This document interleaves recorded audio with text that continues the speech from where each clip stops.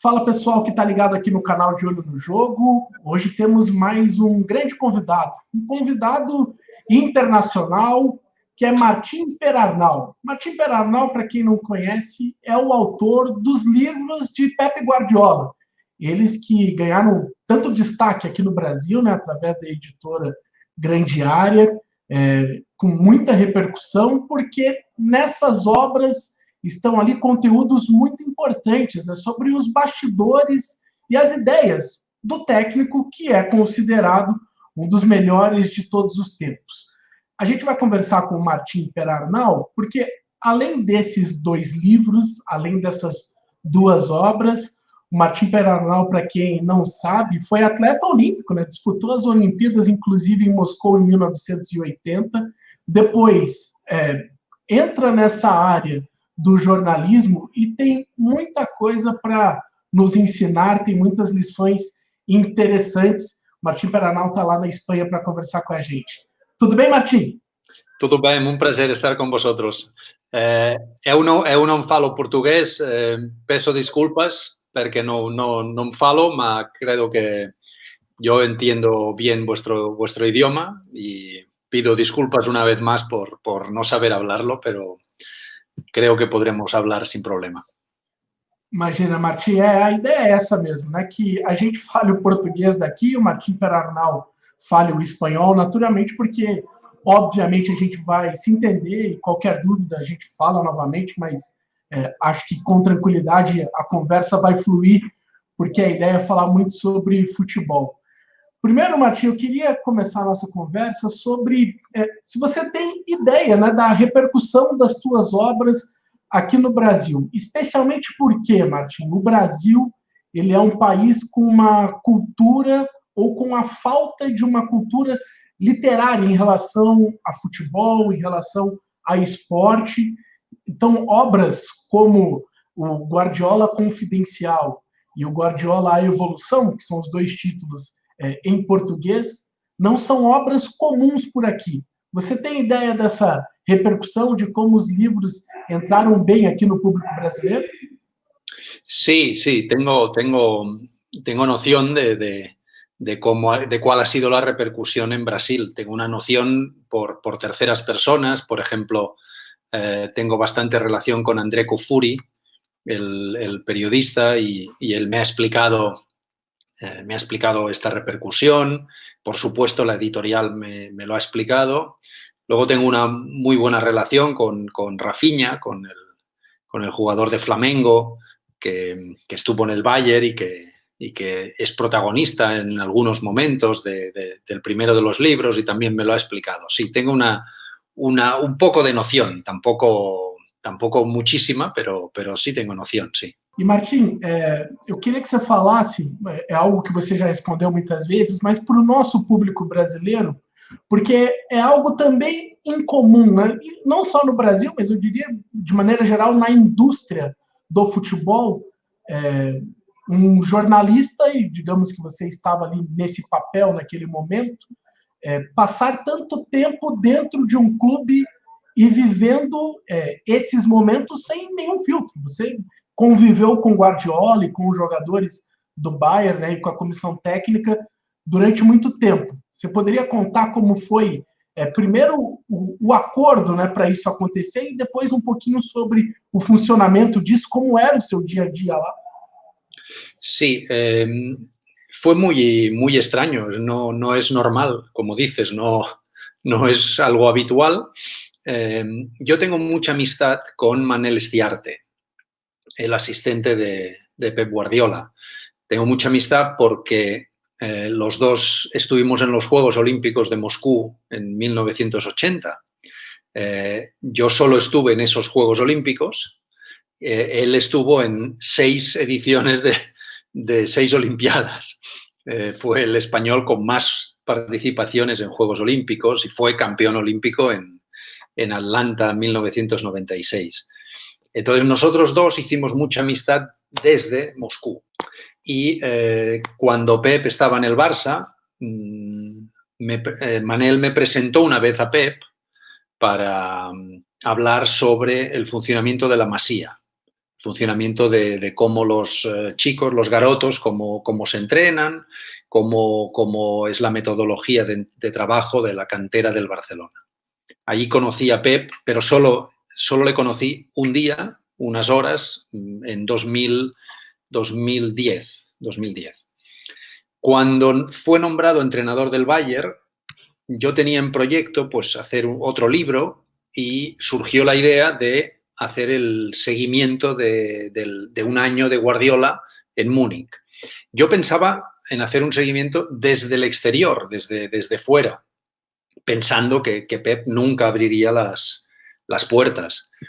Se lo expliqué a Estiarte, le dije que ese era mi proyecto, ir a Múnich y ver desde el exterior, desde fuera, qué es lo que ocurría. Y bueno, pues acordamos eso. Él lo habló con Pep.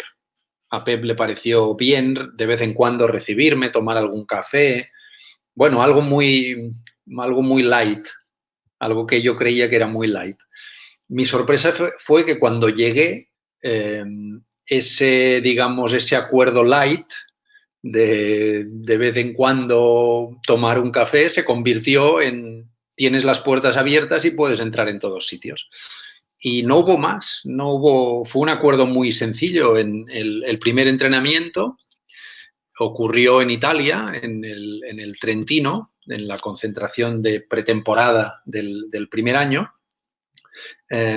Y digamos, pues Pep, al terminar el entreno, se sentó conmigo y dijo, pues ya me ha explicado Manel Estiarte que vas a hacer un libro, bueno, haz lo que tú quieras, tienes libertad completa, puedes escribir lo que tú quieras, yo no quiero saber nada del libro, la única condición es que no salgas del entrenamiento y le expliques a la prensa o a otras personas lo que has visto, ni qué equipo va a jugar mañana contra el Borussia Dortmund, ni cuáles son los secretos del equipo, ¿no?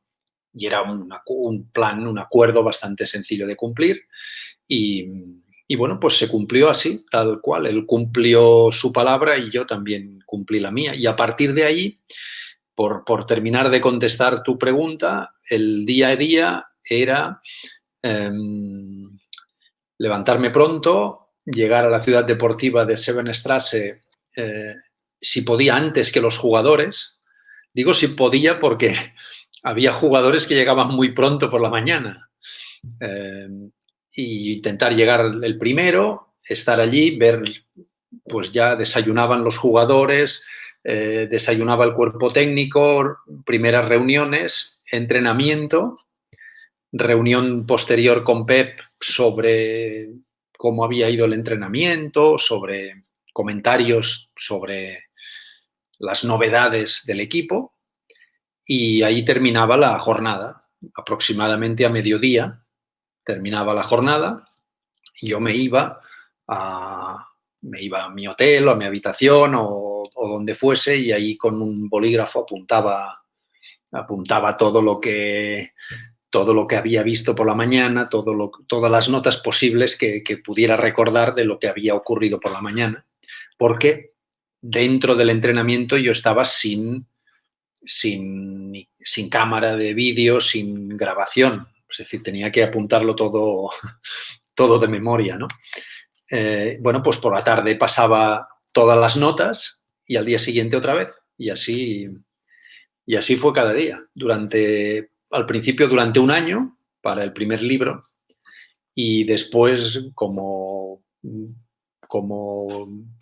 a la editorial le gustó, al público le gustó, pues yo seguí yendo a Múnich los 2 siguientes años y bueno, pues los otros 2 años continué con el mismo día a día. Bom, quem vai participar comigo dessa conversa é o Daniel Piva. Vai, Daniel. Primeiramente, agradecer demais a participação do Martí, os livros são espetaculares, quem não leu tem que ler, porque é ali uma espécie de bíblia aqui do futebol. Eu gostaria que ele nos contasse um pouco quais pontos, uma realidade tão distante assim, mesmo você já tendo histórico ali de atleta, mas quais pontos foram os que mais te surpreenderam do dia a dia do futebol, e ainda mais falando do futebol nesse primeiro escalão, Bayern de Munique, sob o comando do Pep Guardiola, com jogadores que depois se tornaram campeões da Copa do Mundo com a Alemanha, já eram ali campeões da Champions League pelo Bayern de Munique. Quais pontos foram os que mais te surpreenderam nessa realidade do futebol ali no dia a dia? Martí, por favor. Varios puntos. Por ejemplo, varios aspectos muy diferentes. El concepto de familia del Bayern.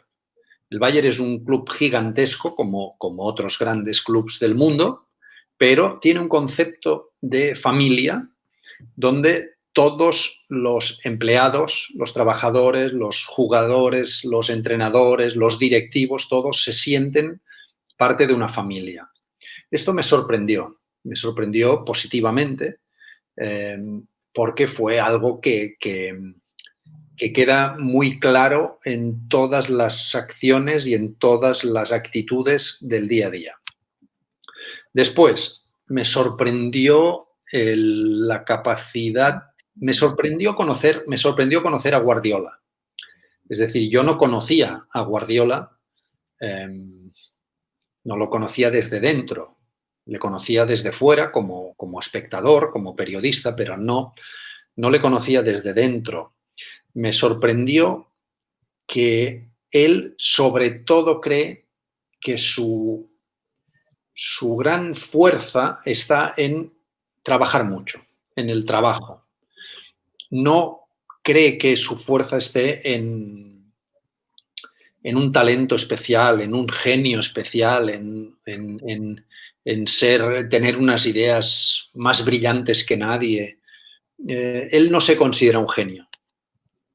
Y lo demuestra día a día con esta concepción, con este concepto de yo necesito trabajar con mis jugadores, yo necesito trabajar mucho, trabajar más que nadie para poder ganar a todos los demás. Solo con talento, solo con el genio, solo con una serie de ideas brillantes, yo no voy a ganar nada. Solo puedo ganar si trabajo más que nadie, si repito más veces un ejercicio, una acción determinada del juego. Esta fue una capacidad de algo que me sorprendió, porque yo tenía una idea de Guardiola del genio que solo con pensar un poco ya tenía una idea brillante y esa idea brillante lo arreglaba todo y le permitía ganar. Y no, es todo lo contrario. Él yo creo que tiene ideas brillantes, pero básicamente su fuerza está en el trabajo diario, constante, en el entrenamiento. Una tercera cosa que me sorprendió fue el nivel de humildad de los jugadores alemanes. Yo creía también que jugadores que habían ganado la Champions League, que habían ganado la Liga Alemana, que iban camino de ganar el Mundial, que me encontraría con jugadores estrellas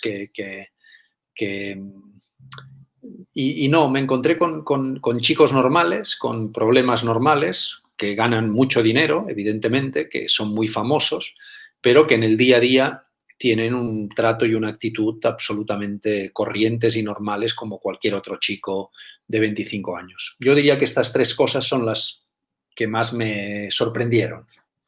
Que relato espetacular, né? E que honra tá ouvindo isso.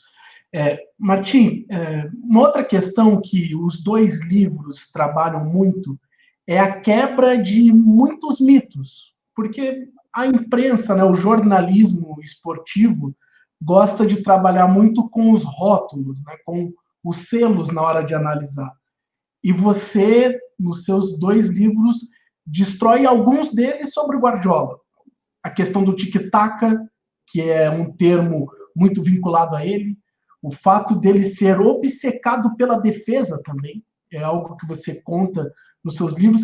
Queria que você falasse um pouquinho sobre como essa proximidade do Guardiola te ajudou a quebrar esses mitos, que você falasse sobre os mitos que você conseguiu desconstruir nas duas obras.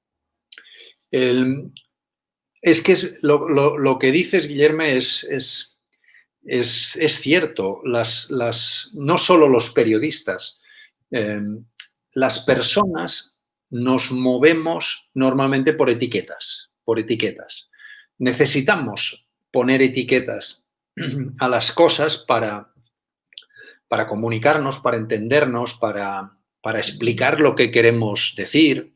Muchas veces las palabras no las utilizamos con todo el acierto posible. Ya no digo si ustedes hablan portugués y yo hablo español, pues más difícil entenderse aún. Pero incluso hablando el mismo idioma, muchas veces una misma palabra no significa lo mismo. Por tanto, yo no critico que se utilicen las etiquetas porque creo que todos las utilizamos y es lógico y es natural que las utilicemos. Cuando Guardiola ganó tantos títulos con el Barcelona, se creó esa etiqueta del tiki-taka, que es una etiqueta muy llamativa, muy exitosa, porque es un nombre sencillo, fácil, que se entiende y que da la sensación que con eso se resume todo un modelo de juego que, sin embargo, es un modelo de juego muchísimo más complicado y muy amplio, muy extenso y muy difícil de explicar a quien no tenga unas nociones del fútbol ya un poco elevadas. Con el tiki-taka, pues se creó esa etiqueta, se le puso esa etiqueta a Guardiola, sus equipos juegan el tiki-taka. Y digamos que con eso ya se daba por entendido que todos entendíamos y comprendíamos lo mismo. Pero Guardiola no está de acuerdo con eso. Su modelo de juego es mucho más complicado, es más rico que simplemente una expresión afortunada, una frase afortunada. Cuando él llegó a Múnich, recuerdo un partido en el Allianz Arena contra el Hamburgo, donde sus jugadores practicaban un juego que a él le enfadó mucho. Él se enfadó mucho en esa primera parte contra el Hamburgo, porque, para que me entiendan, se pasaban el balón entre todos los defensas sin ninguna intención de ningún tipo. Rafinha a Boateng a Neuer a Dante, Dante a Álava, de vez en cuando Schweinsteiger o Lahm llegaban y se sumaban a ese carrusel de pases con una forma como de una U, donde no ocurría nada. Se pasaban el balón los jugadores del Bayern, mientras los jugadores del Hamburgo, en el centro del campo, casi podían estar con los brazos cruzados mirando, porque no ocurría nada. Y no ocurrió nada. 0-0 en el descanso y esa primera parte no pasó nada. Y en el descanso Guardiola estaba muy enfadado, muy irritado y preguntó: ¿qué estáis haciendo? ¿A qué estáis jugando? Y uno de los jugadores, creo que fue Schweinsteiger, le dijo: Pep, estamos jugando al tiki-taka, que es pasarse el balón. Y entonces ahí Pep tuvo poco tiempo, pero tuvo 6 o 7 minutos donde les echó una gran bronca para decirles: borrad de vuestra cabeza. Primero, borrad la palabra tiki-taka. Segundo, borrad esta tontería de pasarse el balón en forma de U sin ningún motivo, sin ningún propósito. Nosotros jugamos otra cosa que se llama juego de posición, pero que da igual cómo se llame, que es un modelo de juego que busca avanzar, marcar gol y ser agresivo contra el contrario, y lo busca a través de pasarse el balón. Pero pasarse el balón no significa hacer el tonto junto a la portería de Manuel Neuer, pasándose del uno al otro el balón sin intención. Eso fue, digamos, lo que rompió totalmente la idea que tenían los jugadores del Bayern. Y Pepe empezó a romperlo por el nombre. Quiso decirles lo que en el libro luego yo escribo, ¿no? Que el tiki-taka es una mierda. Esta palabra Pep la tiene desterrada por completo. Si alguien le pregunta por el tiki-taka, Pep es capaz de levantarse e irse de la mesa por lo mucho que significa de etiqueta negativa. Aunque quien la inventase, evidentemente, no tuvo una mala intención. Tuvo una intención, supongo que positiva, de resumir un pouco a questão. Perfeito. Eu acho que passa bem por aí mesmo essa quebra do rótulo. E o do tic-tac é o mais forte, né? Quem ainda vincula tic-tac a Guardiola tem que ler o livro do Martim Perarnau. Diga, Daniel. Outro aspecto que eu, em cima de um relato do Martí no primeiro livro, e até puxando para a atualidade, o Guardiola revela que sabe que vai precisar de adaptações do estilo do time do Barcelona para o futebol alemão. Até fala ali a questão de ladrões de ideias e brinca bastante com isso. E elogiou bastante ali na primeira temporada a velocidade com que o futebol alemão conseguia contra-atacar. Como que foi essa adaptação e o que você vê de adaptação do Pep Guardiola agora no Manchester City no futebol inglês na Premier League, por favor?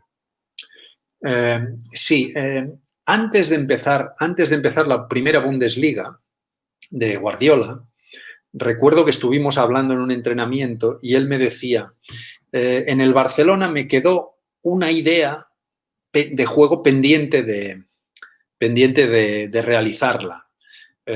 Y él decía que su idea era adelantar a Vidal, que era el lateral izquierdo, adelantar a Vidal, porque Dani Alves ya estaba adelantado siempre, adelantar a Vidal hasta el centro del campo y juntarlo con Sergio Busquets y hacer una especie de doble mediocentro.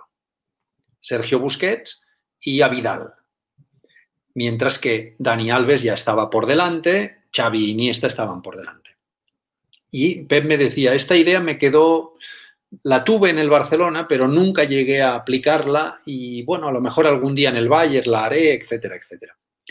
Luego llegó la Bundesliga y Pep descubrió que los contraataques de la Bundesliga son feroces, son absolutamente feroces. Y que casi siempre pillaban al Bayern mal colocado, porque bueno, pues los equipos de Pep sabemos cómo juegan muy al ataque, aunque son, como has dicho tú, Guilherme, tienen un concepto muy defensivo, pero se defienden a base de atacar. Y claro, cuando tú atacas con 8 jugadores por delante del balón, te queda, digamos que un mediocentro y 2 defensas, te quedan 3 jugadores simplemente. Cualquier contraataque significaba que el Bayern le pillaban con solo 3 jugadores protegiendo su portería. Y los primeros partidos sufrió mucho. Sufrió contra el Borussia Dortmund en la Supercopa alemana, en el primer partido, perdió 4-2 en Dortmund.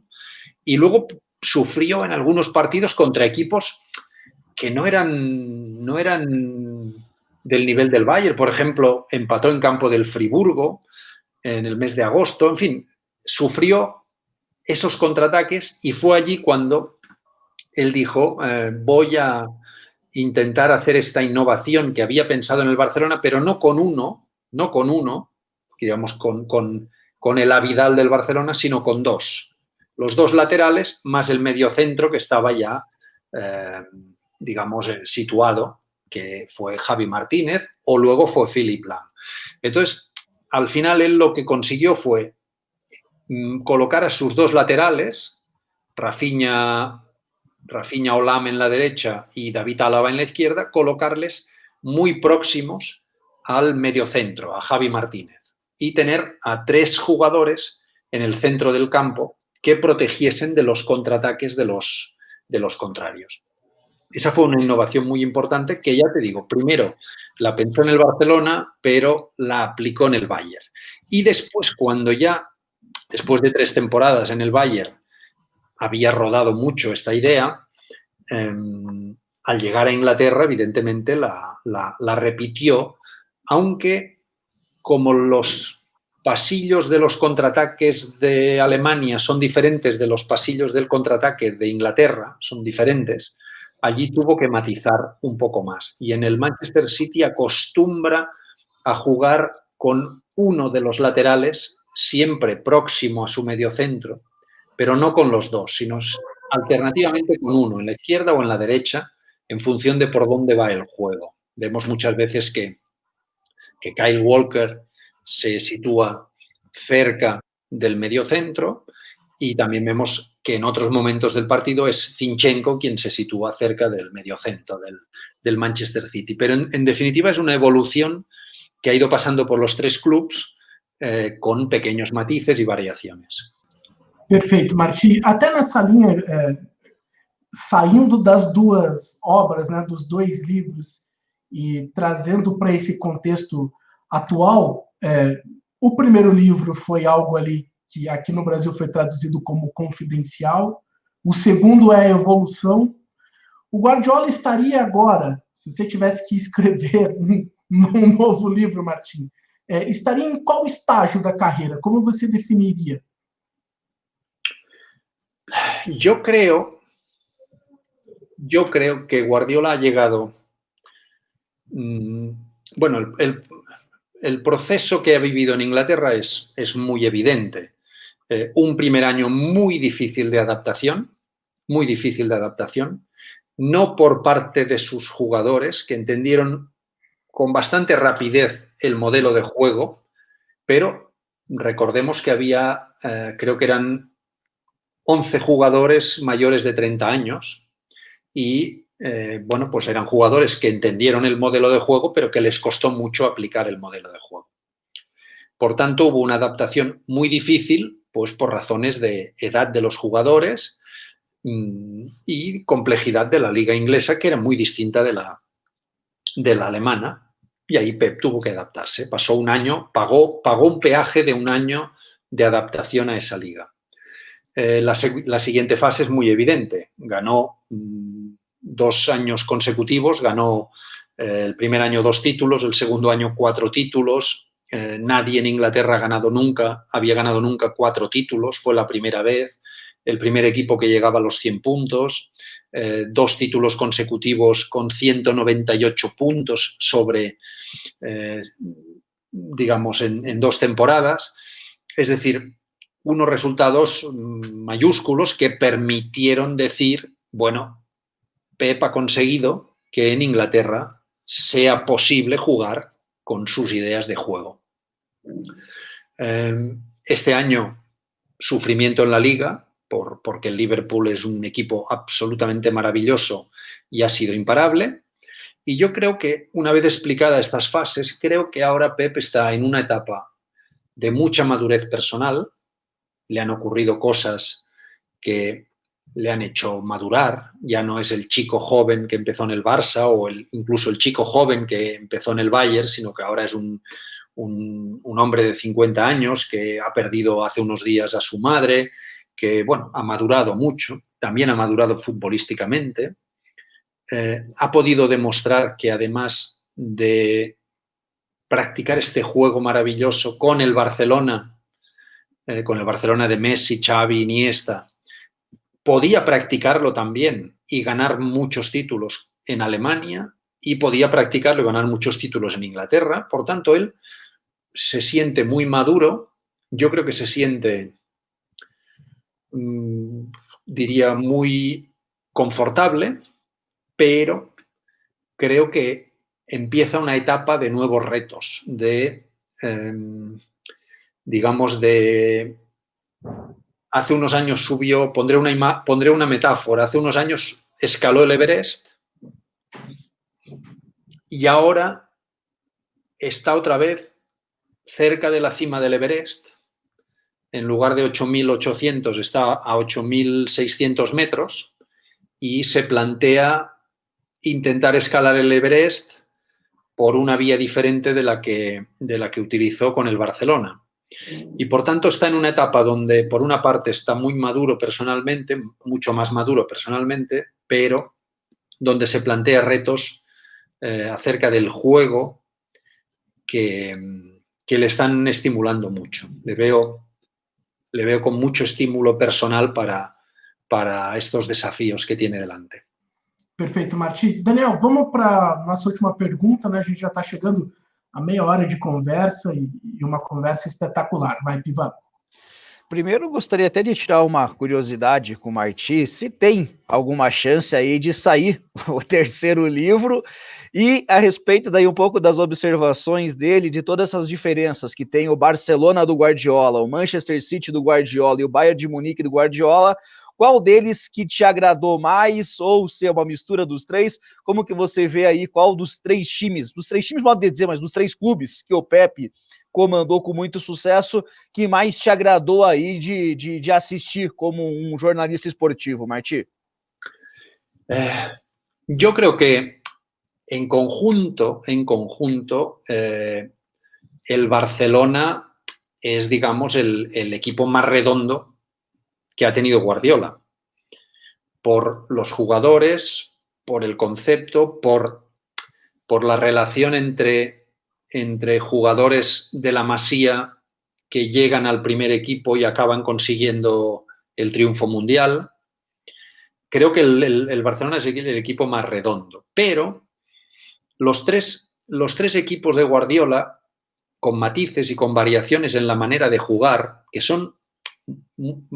a veces son matices por la personalidad de los jugadores, por cómo son los jugadores, y a veces son matices por ideas de Guardiola, como las que he explicado de jugar con los laterales por dentro, etc. Los tres equipos yo creo que han dejado grandes páginas para el fútbol mundial. Más allá de si han ganado muchos títulos, más títulos, menos títulos, pero yo creo que han dejado grandes páginas de la historia del fútbol mundial. El Barcelona dejó una final de Champions League contra el Manchester United que es un monumento al fútbol. Dejó una final del Mundial de Clubs contra Neymar, que es un homenaje al fútbol mundial y es un partido histórico. El Bayern jugó partidos, por ejemplo, el 5-1 contra el Borussia Dortmund de Tuchel, el 0-3 contra el Borussia Dortmund de Jürgen Klopp, los cinco goles de Lewandowski en 6 minutos contra el Wolfsburg, o sobre todo la semifinal de Champions League contra el Atlético de Madrid, el partido de vuelta, a pesar de quedar eliminado y no llegar a la final. Creo que fue un monumento al fútbol. Y el Manchester City creo que ha desarrollado momentos y partidos absolutamente maravillosos. Sigue protagonizándolos. Evidentemente el Manchester City es de los tres equipos el que más contragolpea, porque tiene jugadores como Sterling, Sané, De Bruyne, que tienen unas características diferentes a otros, ¿no? Pero yo creo que los tres equipos han dejado páginas maravillosas de fútbol. Y luego, en cuanto a lo que me preguntas, Daniel, del tercer libro, no lo tengo en mente. Estoy escribiendo un libro desde hace ya 3 años, sobre cómo ha evolucionado la táctica en el fútbol a lo largo de la historia, desde el origen, desde 1863, cómo ha ido evolucionando, con una excusa, con un hilo que lo va conduciendo, que es el falso 9. El falso 9 que ya tiene más de 100 años de vida, y que, digamos, hay falsos 9 en todos los grandes equipos de la historia. Y luego, pues, también todos los grandes jugadores de la historia han sido todos los grandes jugadores delanteros de la historia. Todos ellos, o casi todos ellos, han sido falsos 9, ¿no? En algún momento, no siempre, en algún momento. Pelé lo fue en algún momento, no siempre a lo largo de su historia, por supuesto. Y entonces el hilo conductor es el falso 9 y con ello voy recorriendo todos los distintos saltos y evoluciones de la táctica en el fútbol. Pero es un libro muy largo, muy extenso, no acabo nunca. no lo acabé. Sensacional. Bom, e para quem não sabe, né, o Martí Perarnal também tem um site que, na verdade, a origem é uma revista, né, a Tactical Room, é um grande material, né, como ele sempre diz nas aberturas e até a chamada da revista, é algo sem pressa, é algo para você ler com calma, com muita profundidade, tem muitos conceitos lá. E, aliás, Martim, eu já lamento, né, o anúncio que você fez que vai acabar no próximo ano. Espero que alguém mude essa sua ideia aí, por favor. Bueno, es difícil porque el proyecto de la revista ha funcionado muy bien, y yo aprendí mucho al lado de Guardiola. Aprendí por qué él hace determinadas cosas. Y entonces pensé, pues en el fondo tiene razón. Ha hecho un proyecto aquí en el Bayern y ahora cuando ya lo tiene todo en su mano y todo es fácil, ahora se va a otro proyecto mucho más difícil, ¿no? Y entonces, bueno, pues eso en el fondo uno también lo aprende y ve que cuando un proyecto ha funcionado bien, bueno, pues no hay por qué repetirlo y seguir siempre, ¿no? Entonces, The Tactical Room ha funcionado muy bien, pero pusimos fecha a finales de 2020 para terminarlo. Y luego ya veremos, no sé, a ver si puedo terminar el libro de la táctica. Sim, perfeito. Martí, muito obrigado, né, pela sua gentileza, mesmo com essa diferença da nossa língua, não foi nenhum obstáculo, entendemos perfeitamente, você também conseguiu nos entender e trouxe grandes ensinamentos aqui para o nosso público. Muito obrigado, Martí. Ha sido un placer, muito obrigado. Espero que la próxima vez intentaré falar el seu idioma. Perfeito. Obrigado, Daniel. Obrigado a todos que acompanharam. Se inscrevam no canal. Martí. Sempre tem conteúdos com esse nível, né? A gente tenta manter um nível como foi o de hoje, que foi espetacular. Um abraço a todos.